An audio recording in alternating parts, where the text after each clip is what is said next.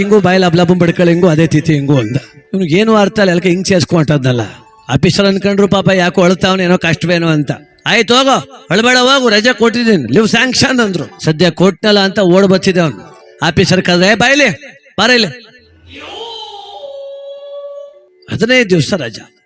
ನನಗೆ ಯಾಕೋ ಅನುಮಾನ ಅಂದ್ರು. ಸ್ವಾಮಿ ಅಪ್ಪ ಸತೋದ ಅಂತ ಸುಳ್ಳು ಹೇಳೋಕಾದ್ದ ನಿಮಗ್ ನಾನು?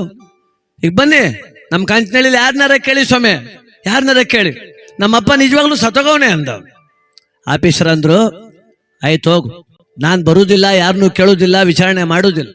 ಈಗ ನೀನು ಹೋಗು, ನೀನು ರಜಾ ಮುಗಿಸ್ಕೊಂಡ್ ಬರುವಾಗ ನಿಮ್ಮ ಅಪ್ಪನ ತಿಥಿ ತಂದು ನಂಗೆ ತೋರಿಸ್ಬಿಡು ಅಂದ್ರು. ತಿಥಿ ಹೆಂಗಪ್ಪ ತೋರ್ಸ ಇವನಿಗೆ? ಒಳ್ಳೆ ಕತ್ತು ಬತ್ತಲ್ಲ.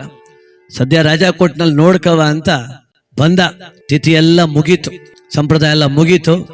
ಆಫೀಸ್ಗೆ ಹೋಗ್ಬೇಕು ಅವತ್ತು. ಇವನು ಭಯ ಶುರುವಾಯ್ತು. ಹಂಗಂದವನೆಲ್ಲ ತಿಥಿ ತಂದು ತೋರಿಸು ಅಂತ. ಹೆಂಡತಿ ಕರೆದ, ಬಯಲಿ ನಮ್ಮ ಆಫೀಸರು, ಅವನಿಗೆ ತಿಥಿ ಸಂಪ್ರದಾಯ ಮದುವೆ ಏನೂ ಗೊತ್ತಿಲ್ಲ, ಅವರು ಇಂಗ್ಲೀಷ್ ಅವರು. ನಾನು ಬರುವಾಗ ರಜಾ ಕೊಟ್ಬಿಟ್ಟು ಏನಂದ ಗೊತ್ತಾ, ನೀ ಬರುವಾಗ ನಿಮ್ಮ ಅಪ್ಪನ ತಿಥಿ ತಂದು ತೋರಿಸು ಅಂದ್ಬಿಟ್ಟು ಅವನೇ. ಏನೇ ಮಾಡುದು ಇವಾಗ ಅಂದ. ಆಯಮ್ಮ ಅಂದ್ಲು, ಒಂದು ತಿಥಿ ಕಾರ್ಡ್ ತಗೊಂಡೋಗಿ ಕೊಟ್ಬಿಡು, ಓದ್ಕೊಂಡು ಸುಮ್ಮನೆ ಆಯ್ತಾನೆ ಅಂದ್ಲು.